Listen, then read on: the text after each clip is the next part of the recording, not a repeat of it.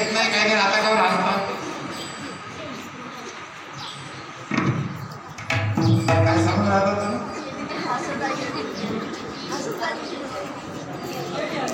सात दिवसात मरतात बरोबर म्हणून नाही पण तुम्ही हसले 7 दिवसात मरतात सांगितलं ते बाई कसा खाता खाता खाता हसत आहे आणि बाकीच्या बाई भागवत देवानं सांगलं ते खोटं नाही आणि 7 दिवसात मरायला गेले म्हणे गहू तयार करून घेतो मी सर्व पायाने घेतली 7 दिवसात मरा लागेल तू काऊन हसून गेली गेली माझ्या भागवत देवानं सांगितलं माय या गावात नाही मरते मी भागवत ऐकायला पाहुणे गेला पण तुझं हे लक्षात आलं नाही की नुसतं ऐकायला येणार पाहुणे म्हणजे एकटीच नाही पाहुणे तर यमाचा पाहुणा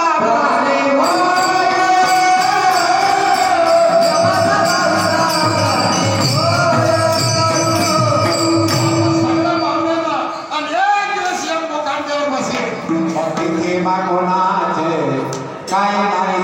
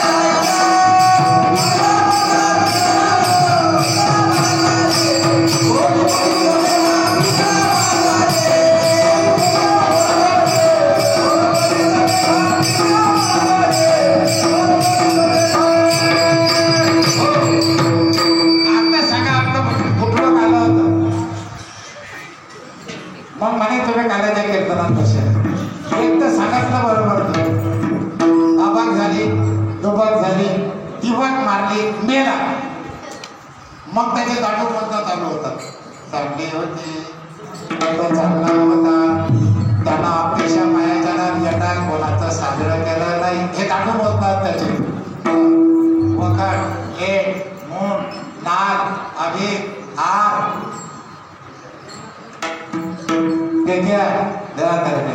हे दांडू बोलत आहेत आयुष्यात त्याच्यात आणि हे बोलणारे हे वेगळे असतात बरोबर आहे की तो मागून तर बरोबर तयार होते आणि हे मागून असतात हा किती झाले चालू आहेत मग आता हे काही इथं मोजमाप चालू असते मग जैसं क्रिया कर्म तू वैसे ही फल पावेगा तर त्याप्रमाणे त्या क्रियाकर्मानुसार त्याचे दांडू मोजणं चालू असतात म्हणून हा खेळ आहे या खेळाची नेळ पाहिजे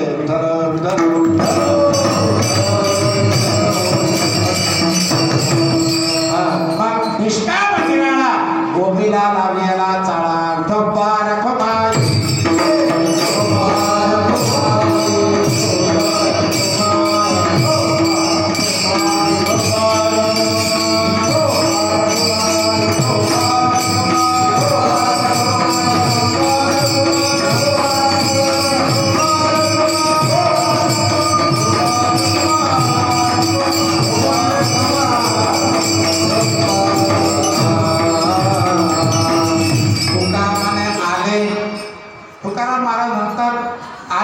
परमात्मा आले रूप अव्यक्त सांगायले रूप अव्यक्त आहे अव्यक्त आहे म्हणजे कसं आहे हरिपाठामध्ये त्या भगवंताचं रूप सांगितलेलं आहे हरिपाठामध्ये सांगितलेलं आहे काकड्यामध्ये आपण त्या रूपाचं वर्णन करतो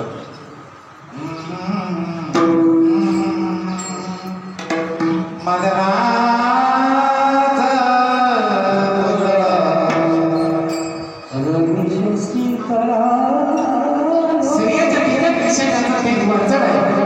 जो दिसायला एकदम चांगला आहे आणि जो दिसायला एवढा चांगला आहे त्यानं तुम्हा आपल्याला घडवलं तर आपण एक चांगलेच बनायला पाहिजे. तर रवी शशिकला लोकलिया अशा प्रकारचा तो सुंदर आहे. मग सुंदर असल्यानंतर अव्यक्त आहे.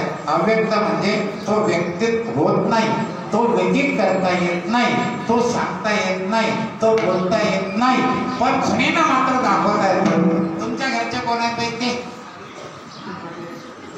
ते तिकडे पाहिजे पैसे इकडून ते बरोबर आहे की नाही. ज्ञानदेव म्हणे व्यासाची ते काना तेरे तेरे ते काना तेरे तेरे ते. मग त्या करता सांगतात कसे बोटाने दाखवू तुला, कसे बोटाने दाखवू तुला आणि सद्गुरूच्या म्हणे ते कसं आहे. तू काय म्हणे आले आता रूप म्हणजे अव्यक्त. त्याचं रूप कसं आहे अव्यक्त आहे. अव्यक्त निराकार.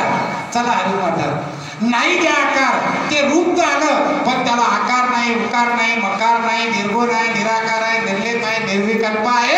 आणि साधूच्या रूपाला प्रगट झालं ज्ञानेश्वर.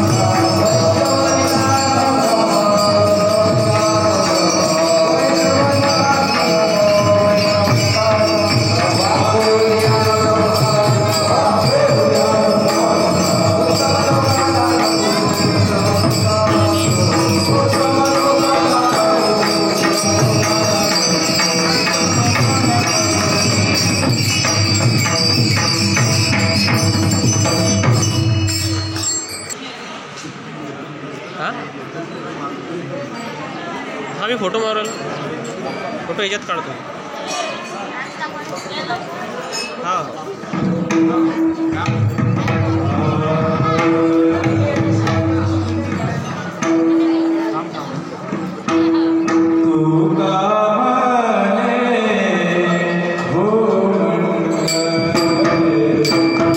Oh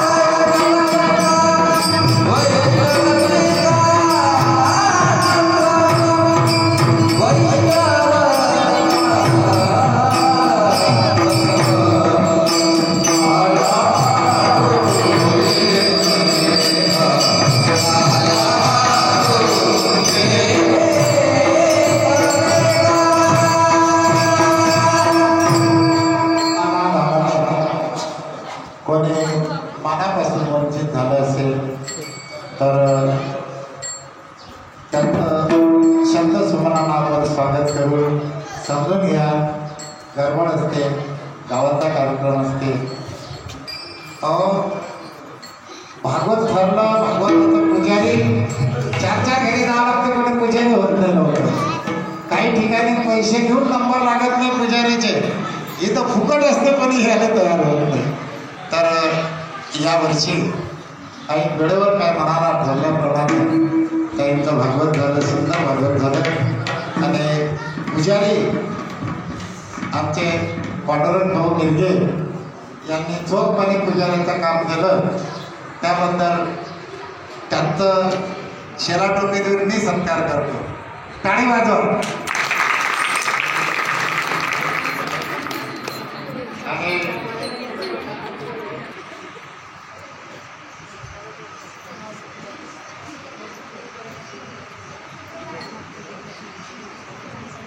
यानंतर आमचे किशोर भाऊ राखंडे 2 ठिकाणी आहे त्यांचं लाऊडस्पीकरचं काम चालू, पण सकाळी इकडे संध्याकाळी तिकडे.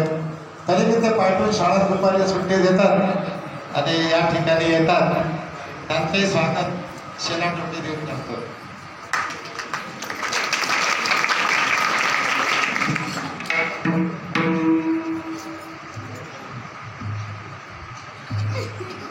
त्यानंतर ऑपरेटरचे कामं करणारे आपल्या इथं भरपूर आहेत. सतीश भाऊ विंचनकर हे यावेळेस या ठिकाणी येऊन त्यांची सेवा अर्पण करतात. टाळी वाजवा त्यांना सुद्धा.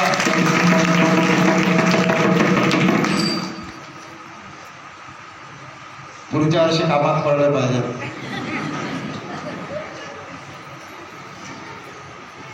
आपलं दिलीप भाऊगिरी कधीच फोन उचलत नाही, त्यांचा फोन बिझीच असते, ते बिझी असतात.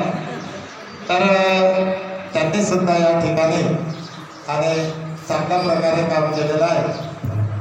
तर हा त्यांना बोलवून घ्या. तर दिलीप भाऊंचं सुद्धा हां. आणि आपण जसं सरपंच पती म्हणतो तसे भागवतकार बाह्य, तर त्यांचे पती दिगंबर भाऊ यांचा सुद्धा या ठिकाणी सत्कार. कारण त्यांनीच जर सुट्टी दिली नाही बाईला तर बाई या ठिकाणी येऊ शकते.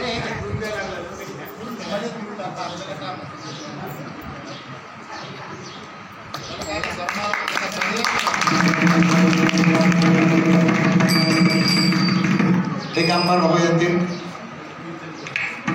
आणि त्यांचं नाव काय विंचनकर भाऊ, दत्ता भाऊ विंचनकर.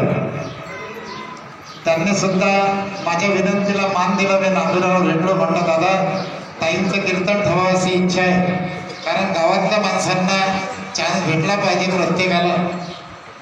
तर त्या हिशोबाने ते म्हणत महाराज तुमची इच्छा आहे ना, मला काहीच विचारावं लागत नाही. वारे वा याने म्हणतात माणूस.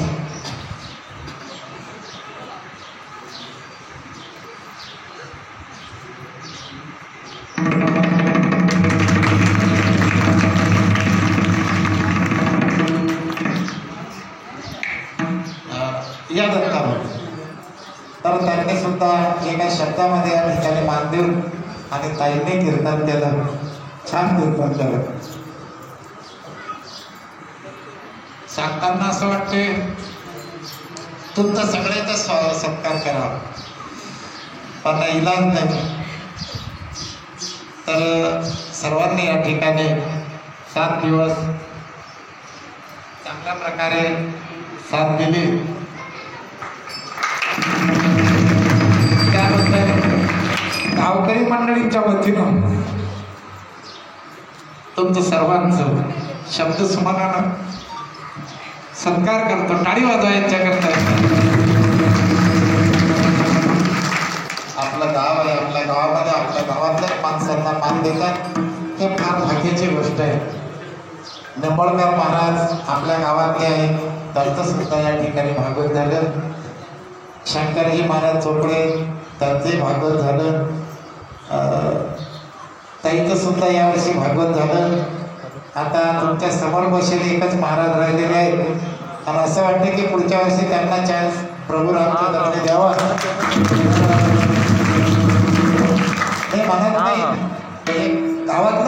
पाहिजे म्हणून. कारण आपल्या गावातला पड्या असला तरी कामाचा आहे, बाकीचा लढ्या काही कामाचा नाही. तर महाराज सुद्धा या ठिकाणी उपस्थित झाले आणि कीर्तनाचे त्यांनी या ठिकाणी येऊन कीर्तनामध्ये श्रवणाचं काम केलं. तर म्हणत नाही महाराज मला ऐकूच द्या. म्हटलं काय ऐकताय? म्हाताऱ्याला पाहून घ्या आणि तरुणाला पाहून घ्या, म्हाताऱ्याला वाहून द्या. तर अशातली परिस्थितीमध्ये काही हरकत नाही. सर्वांचं एकदा हार्दिक अभिनंदन करतो. शुभेच्छा देतो.